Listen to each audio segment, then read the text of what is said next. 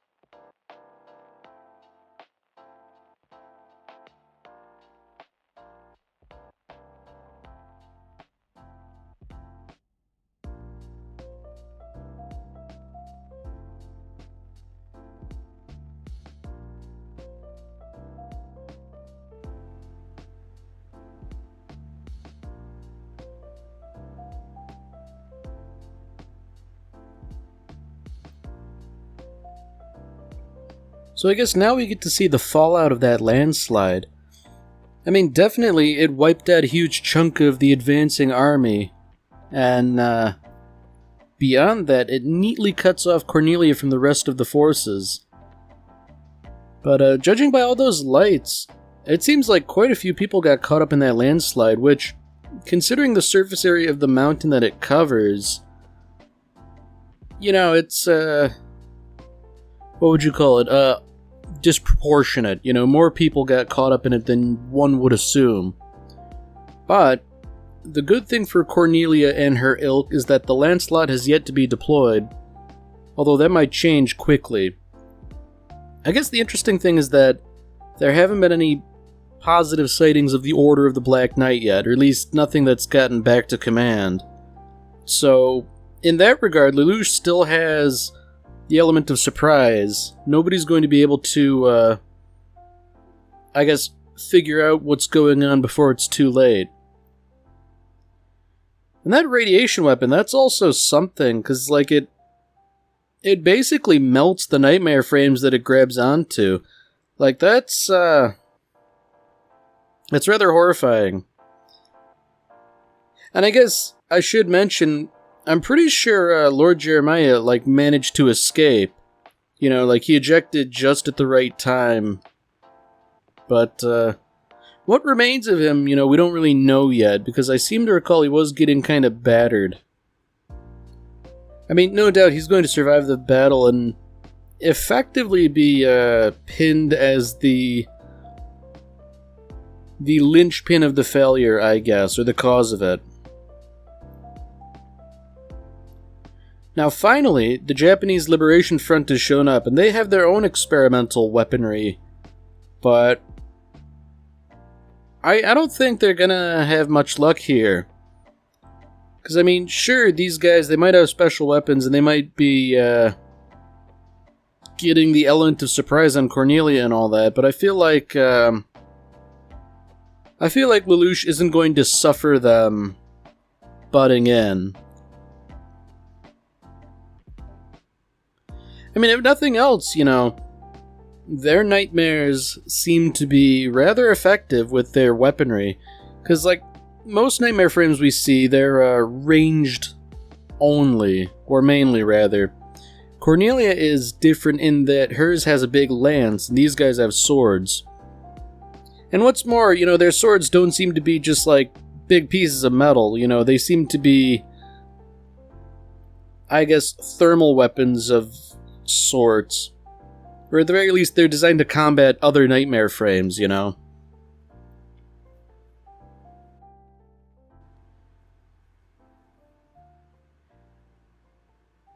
Okay, so it seems like the situation wasn't quite as in hand as Lelouch would have liked it to be. And I guess interestingly, the idea that the Japanese Liberation Front is making their move, this sort of plays into his hand in that, they effectively have a common enemy here, even if he doesn't really care about them or trust them or anything like that. If nothing else, they can be used as a distraction.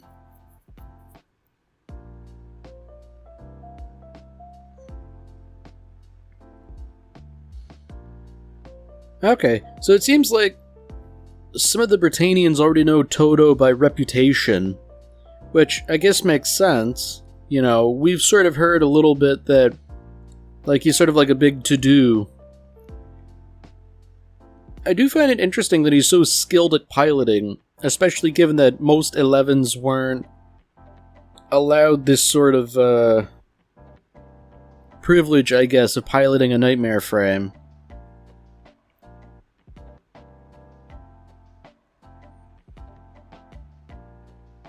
So I guess it's rather unfortunate for the Britannians that Euphemia, she doesn't seem to really have a strategic mind, I guess. And, that's hindering things, because she's nominally in charge as the Governor General.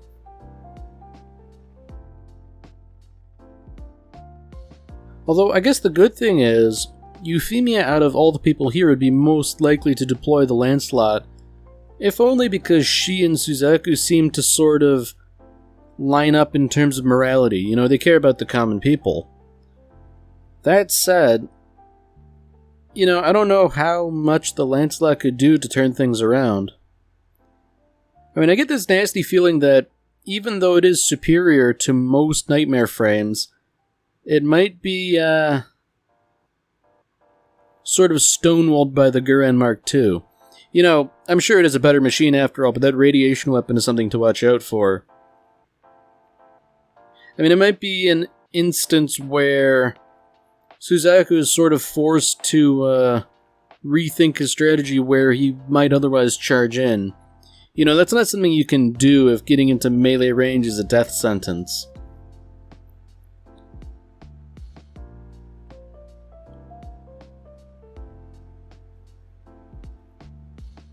Ooh. Okay. So there's some inkling of what Zero's strategy is. They know, I guess, but what can they really do about it? And I feel like, really, Cornelia's only hope here is essentially to get Suzaku on the scene. I mean, it seems like that's what their goal really is.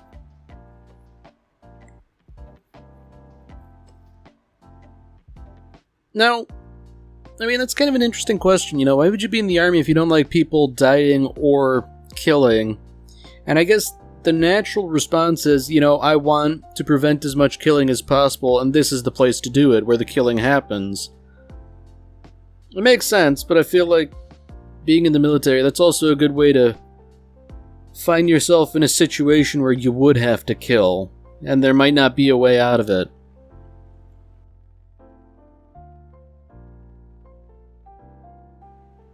Yeah, so this is bad for Cornelia. I mean, Lelouch said it himself, this is checkmate. However, he doesn't really know about the Lancelot. And I feel like that might be able to turn the tide. I mean, if nothing else, it can force things into a draw.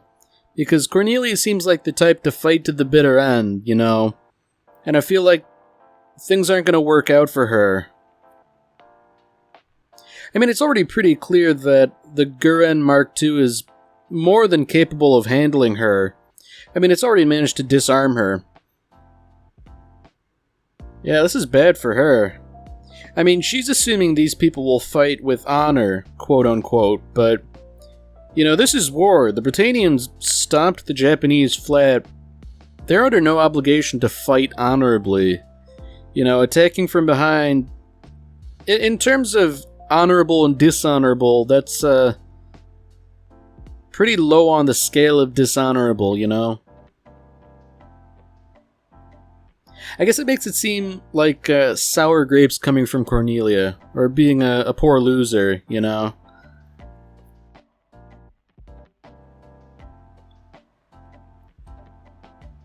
Ooh. Okay, so she refuses to surrender. I guess that makes sense, but I guess the idea is that she's prepared to die or kill herself in a suicide attack. Which, you know, I feel like that doesn't really serve anyone's goals, really. But I guess it's fortunate that it doesn't have to come to that. Man. That is something to sort of burrow straight through just to make a heroic entrance like that. I guess it makes sense for Suzaku to be so reckless to help out like this. And, you know, that's something. You know, Cornelia's asking, like, who told you could do that? I feel like maybe you should, be a little more gracious that you've just had your bacon pulled out of the fire.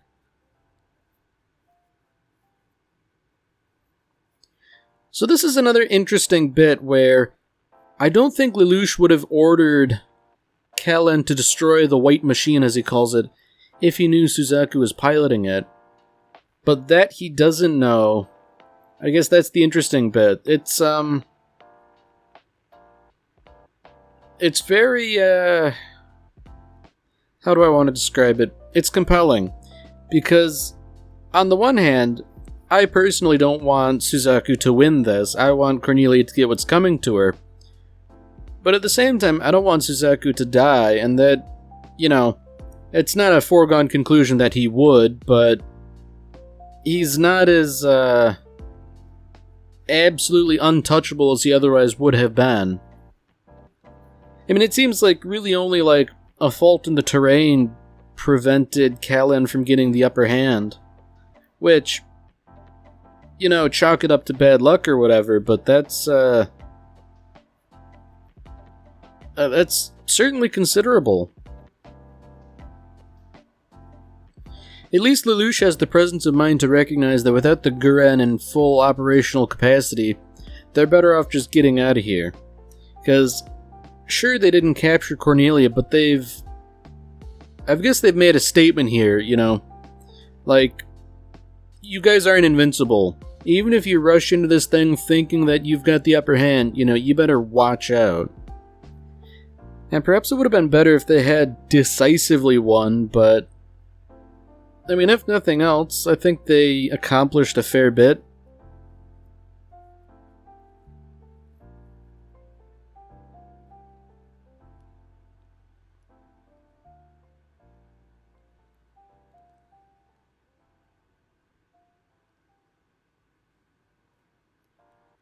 So that's kind of interesting. People who understand hatred should also understand sorrow. And I guess even more interesting is that Suzaku seems to have captured Lelouch. I guess the question is, how does he get out of this? Because surely this can't be the end. Obviously Suzaku wouldn't kill him for a plethora of reasons. He doesn't kill, Zero helped him before, and, you know, there are good sides to him, caring about the 11s and all that. But at the same time, yeah, there's a lot of stuff going on here. Now, I'm wondering if this is just going to be a pattern here. Every time Lelouch is about to get it, C2 intervenes.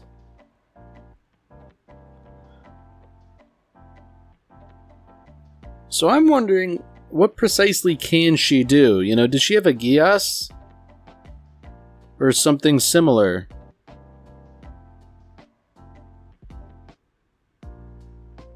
I mean, she seems to be sort of feeding him information effectively, which I find particularly interesting because there's no, like, contact between the two of them.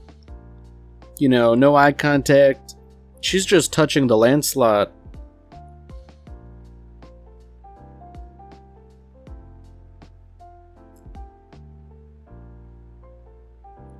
So I'm wondering if she's just dredging up memories or something like that.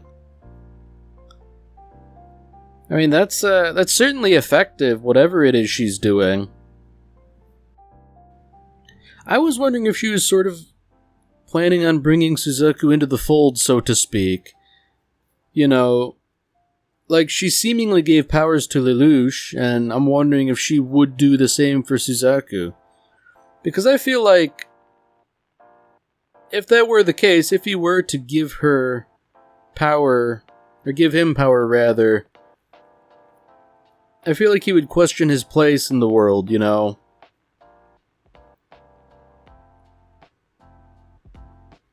And I guess, speaking of C2's powers seemingly being showing shocking imagery, I find it interesting that Lelouch is seemingly seeing bits from her own life rather than things from his life.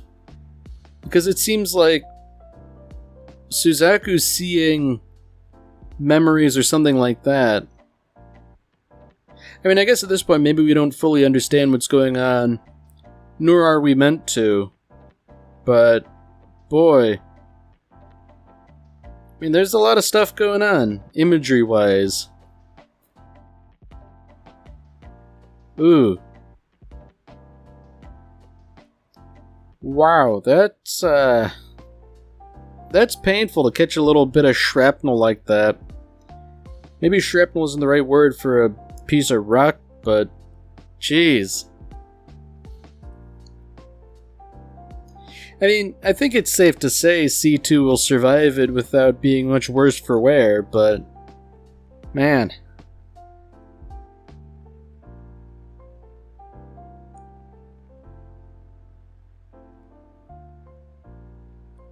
So, you know, despite things being sort of a draw, I guess it's nice to hear Cornelia admit defeat.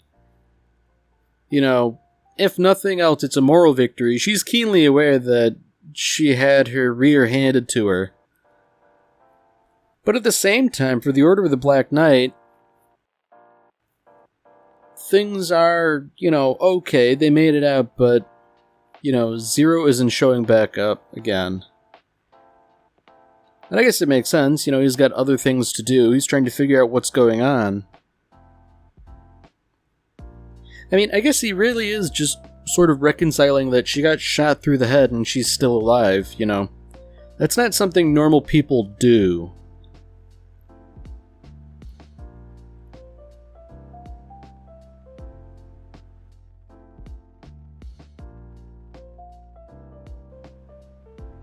So I'm wondering if that's significant, the fact that he finally called her by her name. She certainly seems to think it is.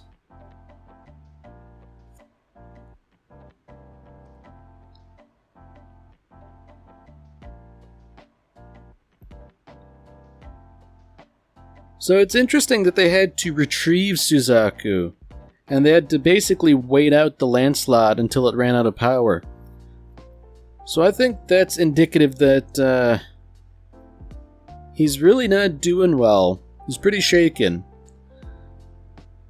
And I feel like for him to be so shaken, he probably saw something pretty heinous.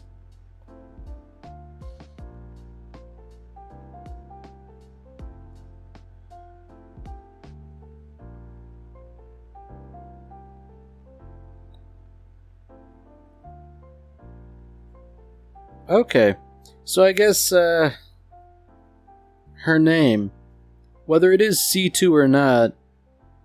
Okay, no, she does have a real name, and we're just not privy to it, whatever it is, but it's rather telling that he now knows it and is using it.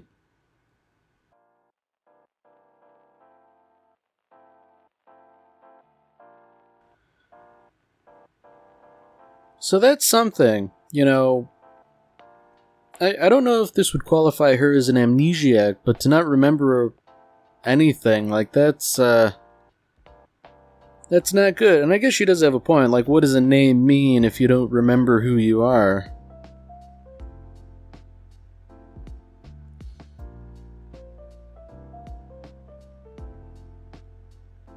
Okay, that's something alright for Lelouch to express gratitude, because, I don't think he even thanked her when she saved him several episodes ago.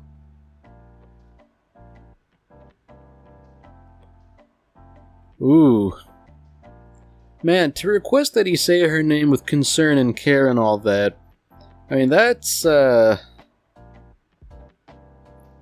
is both a whole lot and nothing, if you want anything and you ask for that, it must be really, meaningful, I guess.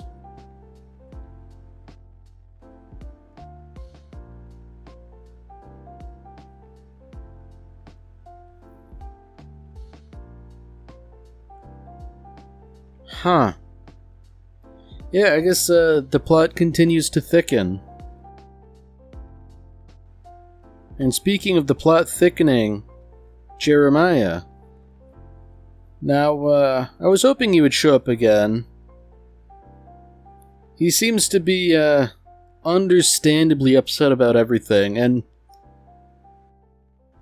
judging by the way he was clutching at his face, he might have lost an eye. That would be, I guess, something to add insult to injury. Man, getting bested by Zero, being intimated to be a traitor, and losing an eye?